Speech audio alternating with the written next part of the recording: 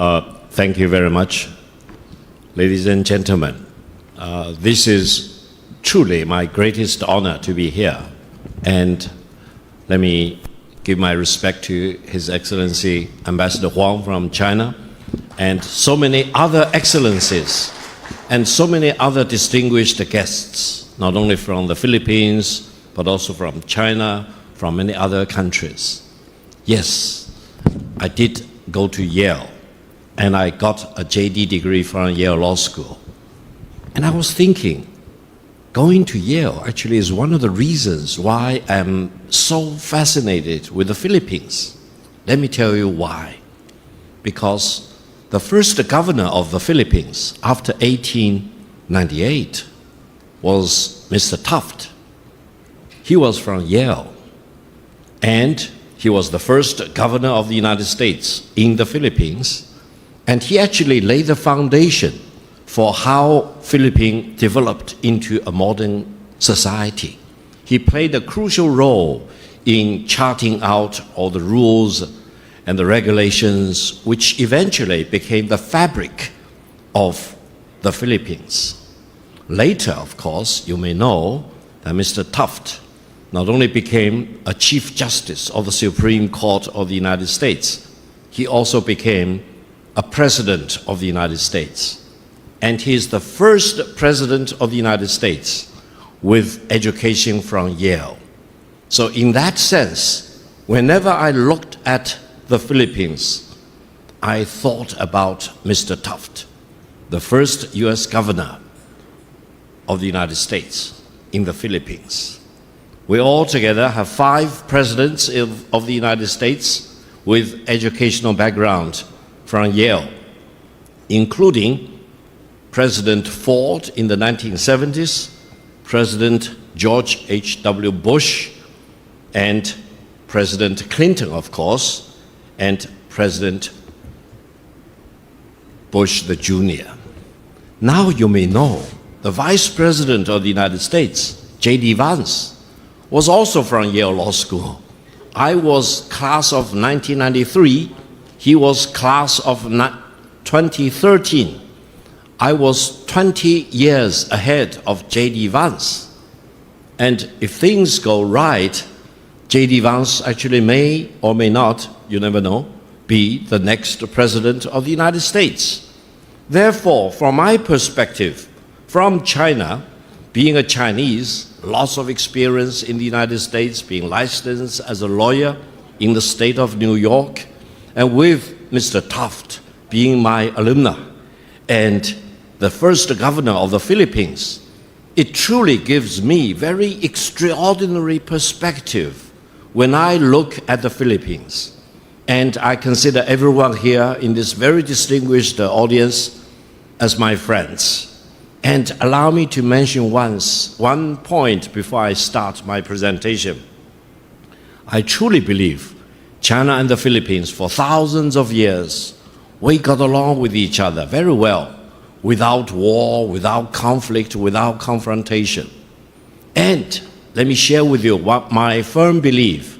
I believe for many thousands of years to come in the future, I'm convinced China and the Philippines will remain close neighbors and very good friends. Now, we are living in the present. At present, there are some ups and downs in our bilateral relations, of course. We need to deal with these tensions, which, if left unattended, may actually flare up into major crisis, which will not be good for China or for the Philippines. But I truly believe, being the two very close neighbors just across a body of water, it gives all the incentives to the Chinese people and the Filipino people to deal with each other as equal and to be very constructive in our relations with each other. Allow me to start my presentation. I first came to the Philippines back in 1993 when I was a lawyer in the Wall Street, working for a distinguished American law firm. Now, I came here to work on the convertible bond issue by Robinson Department Store. I worked as a lawyer. Later, I worked as a banker with Morgan Stanley. And we had very good business in the Philippines. Now, back in 1993 and 1994, let me tell you the real truth. The Philippines, or at least Manila, which I visited at that time, was much more advanced and much more developed than most of China. At that time, the Philippines was considered one of the most developed countries in this part of Asia, one of the leading nations in the ASEAN framework, whatever it was called at that time, and a country with great expectation and with great aspirations. And at that time, if I remember correctly, China was very poor, very not developed. But if we fast forward to today, 2025, China is already the largest economy.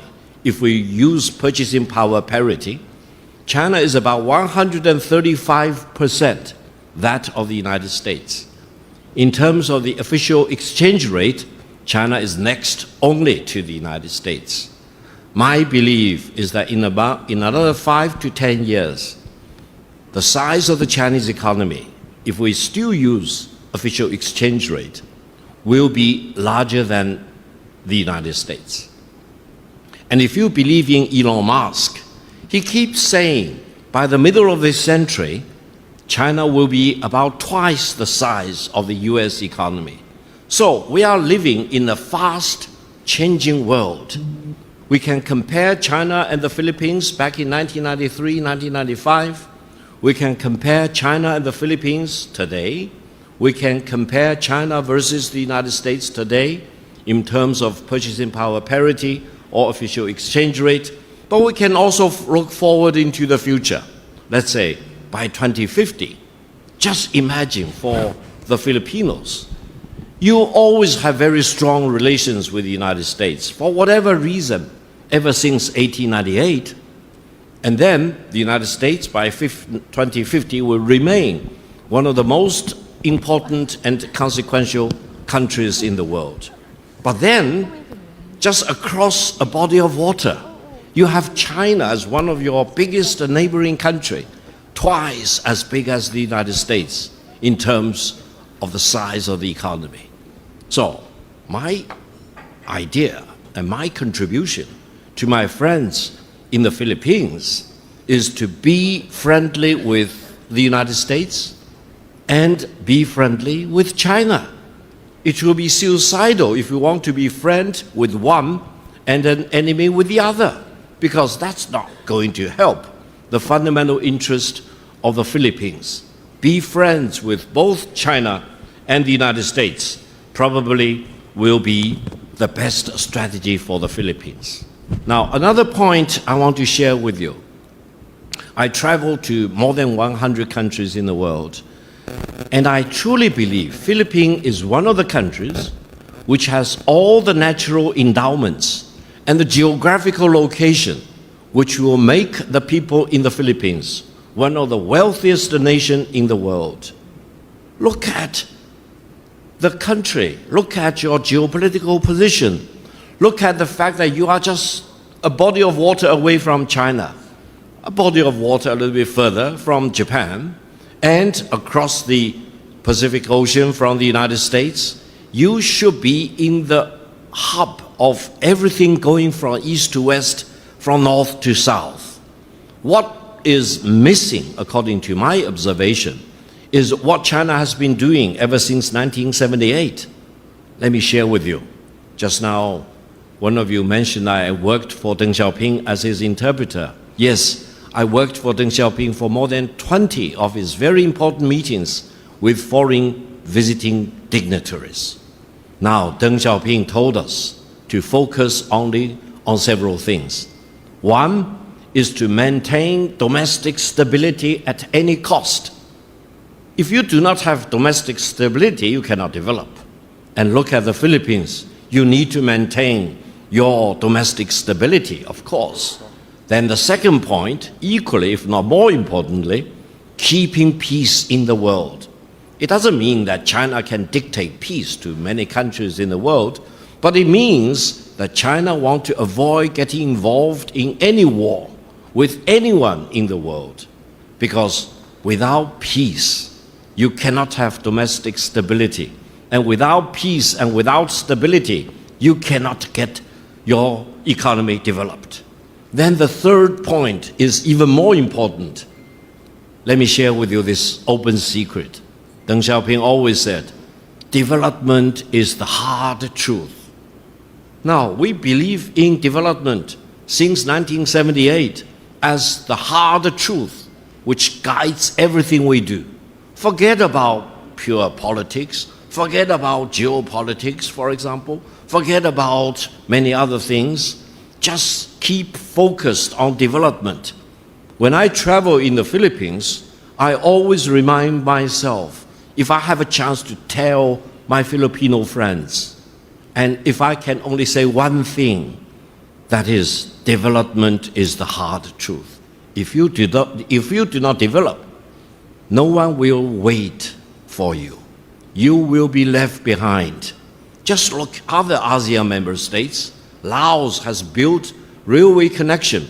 Indonesia has built fast rail tracks linking from Bandung to Jakarta, and they are expanding that to the east and to the west. Look at Thailand. They are building railway connections. Look at Vietnam. They are connecting their northern border with China all the way to Cambodia.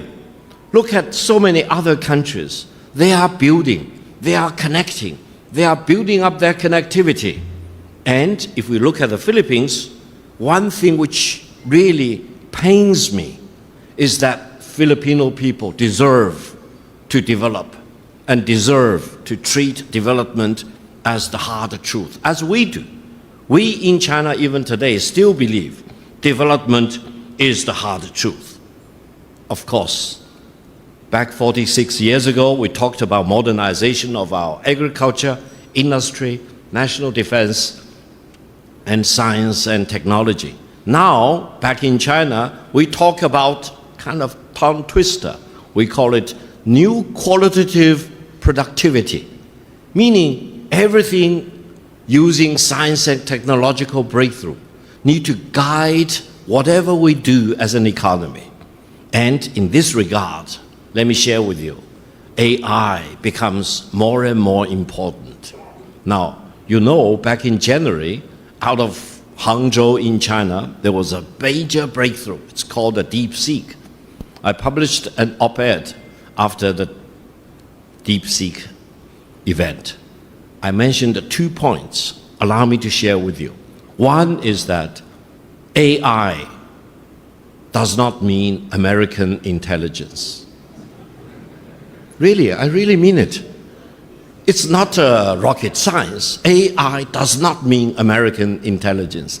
AI means artificial intelligence for the benefit of all, developed by all, and participated by all countries involved. But if any one country wants to build up AI dominance, do you know what will be the consequence? No one should allow any country to build up AI dominance. And I always tell my friends in the United States, including many from Yale University or from Yale Law School, don't build up American AI dominance as if AI is American intelligence. Because if any one country achieves dominance in AI, holy cow, it will dominate the world. It will destroy this polarity in the world of today. You may say, Victor Gao, polarity in the world? No, there is one country which has unipolarity in the world. But you are wrong, you are absolutely wrong. Because this year, we are celebrating the 80th year anniversary of the founding of the United Nations back in 1945. Do you know the world order established back in 1945 after the unconditional surrender of Nazi Germany and the unconditional surrender of Japanese fascism was actually multipolar in its nature. Just look at the United Nations Security Council with 5 permanent member states: China, the United States, former Soviet Union, now Russia, the United Kingdom, and France, each with a veto power, meaning these 5 permanent member states check and balance each other, preventing any one country from achieving dominance. Why? Do you know why? You need to ask why. Because the rule of thumb is that if any one single country achieves dominance of the world, it may enslave all the other countries, it may hold a gun at your head, it may issue ultimatum to you, it may force you to kowtow, kneel down, it may actually go back to the rule of the jungle rather than rule of civilization. So we are living in a fast-changing world. I believe this so-called reciprocal tariff war demonstrates that no country should be allowed to achieve dominance of the world. Now, ever since April the 2nd, I've been interviewed on multiple occasions, and I've declared in my own humble capacity that the tariff war launched by the United States is the wrong war, and the United States government is holding a gun at everyone's head. For example, I proclaimed that this is the wrong war, but so many countries basically could not resist the maximum pressure from the United States until one appeals court in the United States, through its ruling, declared most of the elements of the global reciprocal tariff war launched by the United States are illegal and even unconstitutional in the United States. Of course, that forces the Trump administration to rush the case to the Supreme Court of the United States, and the United States has decided to do an urgent review of the situation. They've scheduled sometime in October next month to review this very, very extraordinary case, whereby the appeals court in the United States ruled against the government of the United States, declaring the tariff war as illegal and unconstitutional. So I think we need to wait until the final ruling of the Supreme Court of the United States, and whatever decision of the Supreme Court, I think we all need to do the right thing. That is to protect free trade. I hope China will protect free trade. The Philippines will also protect free trade. All the ASEAN 10 countries will protect free trade, because free trade deserves to be protected. Without free trade, and free trade includes free trade in goods as well as free trades in services, the Philippines earns a lot of income through free trade in services. So in that sense, we are all in the same boat. We all need to rise up and defend free trade, either free trade in goods or free trade in services. Now, we are also living in a world in the sense that we are at a threshold of peace versus war. Now you see so many wars, in Ukraine, between Russia and Ukraine, and whoever that is behind Ukraine, sometimes you say, well, the United States was behind the Ukraine. And now President Trump said, if I were president of the United States back in 2022, the war would never have happened.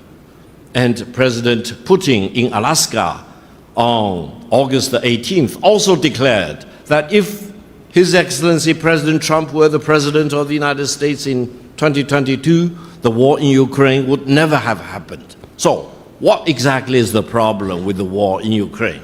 The war in Gaza. So many people killed.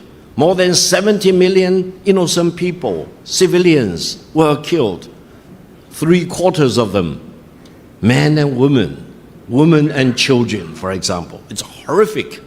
And we have other wars against Iran, and amazingly, war between India and Pakistan, for example, involving one of the largest scale aerial battle, probably since Vietnam War. And in the middle of all this, the Ambassador Huang from China also mentioned just now, on September the 2nd, there was big celebration in Beijing, attended by about 27 heads of states and heads of government from so many other countries, and many other deputy prime minister, ministers of all kinds, foreign ministers from more than 180 countries in the world were all gathered in Tiananmen Square to celebrate what? Two things. One was the 80th year anniversary of the victory of the Chinese people's war of resistance against Japanese aggression. And the second was the 80th anniversary of world's anti-fascism war. Both ended in August and September 1945. So, we are living in the world today, and the world order we are living in through was not established today, was not established yesterday. It was not established after the end of the Cold War in 1991. It was, allow me to mention, established back in 1945 when Japanese fascism was defeated, when Nazi Germany was defeated. Now, in this context, allow me to mention one point. China made the greatest sacrifice, and we did most of the heavy lifting to defeat fascism. Why? Because for the United States, the war against Japan was less than 4 years. For China, the war of resistance against Japanese aggression started in 1931, and it lasted 14 years. At the height of the Japanese occupation, Japan occupied about half of the Chinese landmass, and they closed off almost all the Chinese coastline. Japan wanted to defeat China. Japan wanted to wipe out the Chinese culture, wipe out the Chinese civilization. They claim that the Japanese nation was the finest example of the civilization in our part of the world. This actually forced everyone in China to rise up to commit to defeating the Japanese aggressors. Let me share with you, the Second World War was not the Second European War. I was shocked to hear some European leaders pretending that they are shocked that China said China made a lot of contribution to defeating fascism. Let me tell that lady in Brussels, don't be shocked. Without China fighting against Japanese aggression for 14 years in a row, sacrificing more than 35 million people, my nationals, the Chinese nationals, let me tell you, Japan and Nazi Germany may actually pool their resources and attack Soviet Union and really establish their gridlock on the Eurasian continent. And if Japan completely defeated China, or if China really surrendered as, pardon me, I hope there is no Frenchman here, as France did in the Second World War, you know, at the height of the Japanese aggression, they had more than 4 million Japanese soldiers occupying China. If Japan forced China to surrender, Japan would be able to reallocate all their soldiers from the China theater to fight against the Americans in the Pacific theater.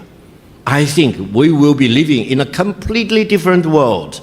And in this sense, allow me to mention, after Pearl Harbor, the Philippines was subjugated to Japanese occupation for about 4 years. So in that sense, the Chinese people and the Filipino people, we should be allies together because we suffer the same scourge and we fought against the same fascist regime in Tokyo. Now, in the world of today, you also hear lots of people talk about destined for war, implying that between China and the United States, these two countries are destined for war. And that theory, the Thucydides trap theory, was proposed by one very eminent professor from Harvard. Fortunately, he's not from Yale. Otherwise, I probably would not say what I'm going to say.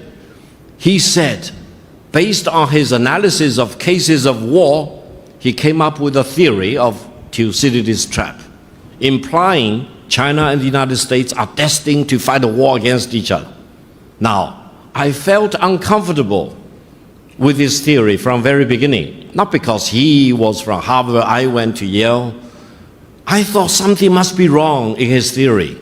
And now, standing here in Manila, in front of all the distinguished excellencies, let me tell you, I now call that theory, destined for war theory, applied to China and the United States, as a fallacy. Why? Why do I call it as a fallacy? Because he analyzed all the cases of war which were conventional wars, and he wanted to apply his theory to China and the United States, two very important conventional powers, of course, but also two very important nuclear weapon countries. I remember what I learned from Yale PhD program. Between nuclear power states, you never fight a war. Because if you fight a war, you will have MAD, mutually assured destruction. So anyone trying to instigate a war between China and the United States may force mankind to stare into Armageddon right away. That leaves me to my theory. Allow me to share with you. I called it inevitability of peace between China and the United States. You know, whether the United States like China or not, that's another thing. But China and the United States eventually will need to live in peace.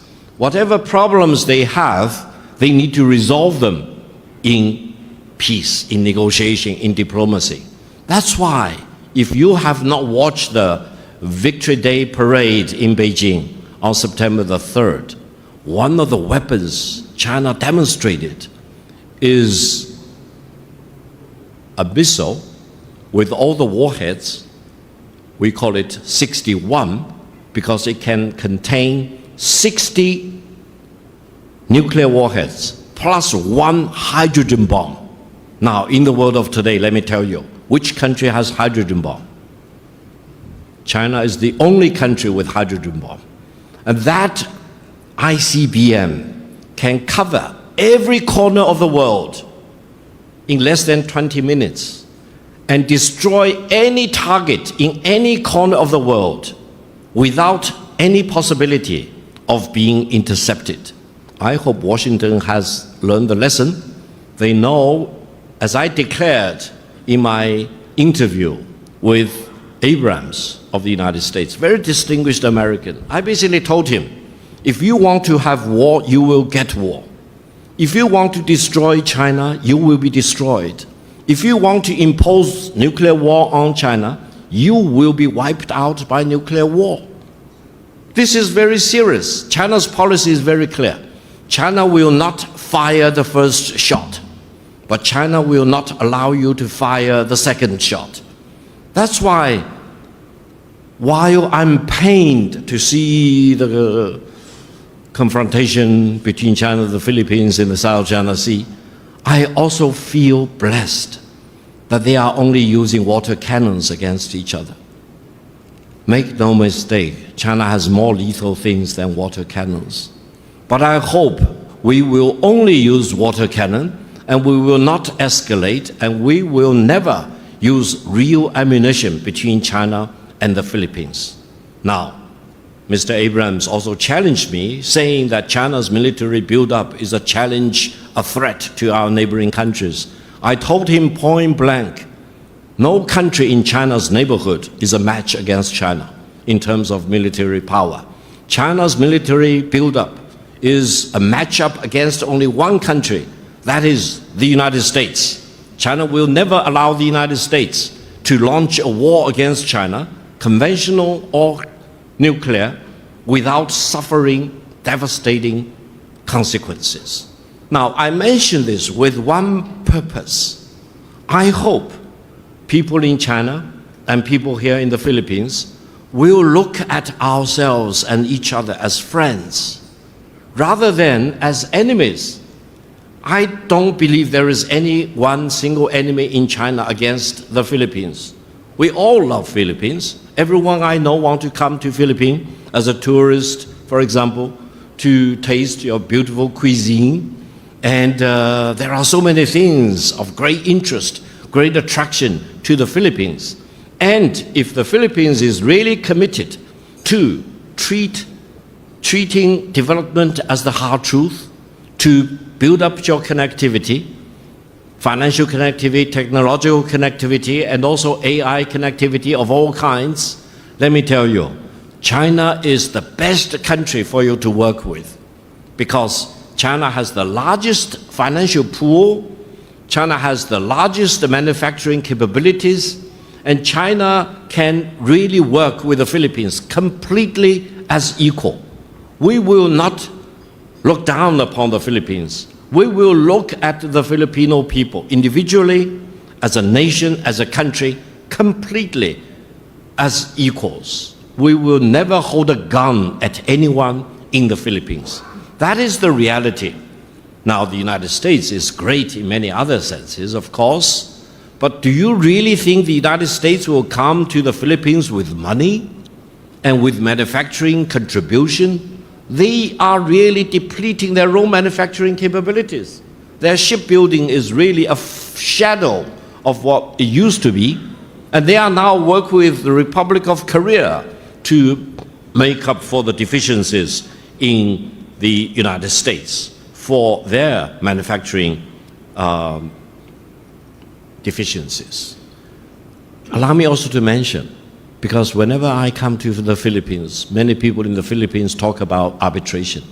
I am an arbitrator in the arbitration tribunal. It's called Asian International Arbitration Tribunal, headquartered in Singapore.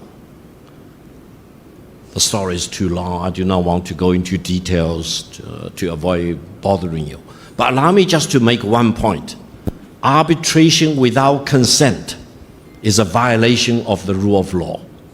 I say this as an alumni from Yale Law School. I say this as an attorney at law, licensed in the state of New York. I also say this as a Chinese national. I can bring you to court whether you agree it or not. But I will never be able to drag you into arbitration without your consent, because arbitration without consent is a violation of rule of law. So no one in the world should expect and indulge in the fantasy that you can drag one country. It's not a small country, not an inconsequential country. It's a big country.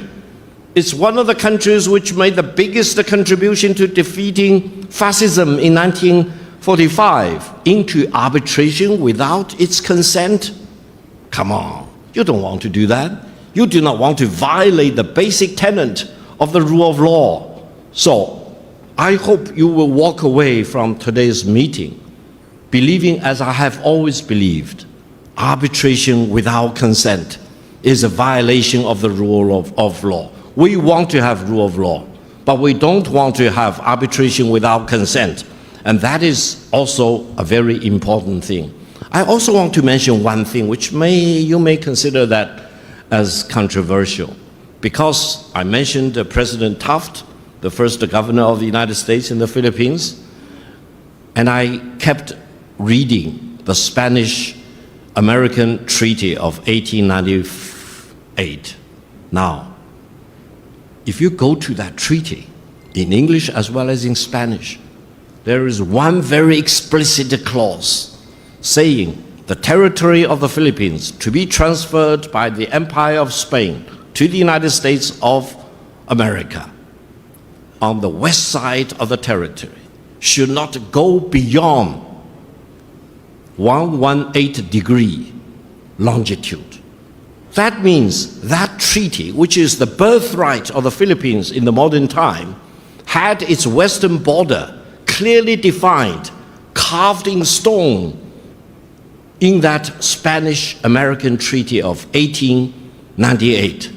So I hope no one in the world should be pretending that they cannot read the Spanish-American Treaty of 1898. I read it many times, partially because I knew Governor Taft was very much involved in coming up with all the rules and the regulations for the Philippines after the takeover of the Philippines by the United States from Spain in 1898.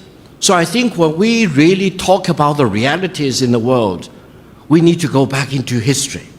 And as far as the Philippines is concerned, from the Chinese perspective, I do not need to go all the way into antiquity, into 1,000 years ago, 5,000 years ago. No, we just need to go back to 1898. We just need to look at the fateful thing which happened in 1898 when Spain transferred the totality of the territory of the Philippines to the United States of America. And soon afterwards, Mr. Taft became the first governor of the United States of America in the Philippines. Now, I mention all this with only one purpose. That is, for me, Philippines is and will always be a friendly country for my motherland, and I will always urge for friendship between China and the Philippines. When we look at the title of our meeting today, Continuing Peace and Continuing Security, I thought one word was missing. That is sustainable development. Because we need peace and security for their own purposes, but without peace and security, we cannot develop. So I think between China and the Philippines, we need peace. We need security. We need to have the legitimate boundary of the Philippines protected legally, and we want to have sustainable development for the Philippines. I really dream that the Philippines will achieve as much development as China has been making since 1978, when Deng Xiaoping became the paramount leader of China. I'm writing a biography entitled Interpreting Deng Xiaoping.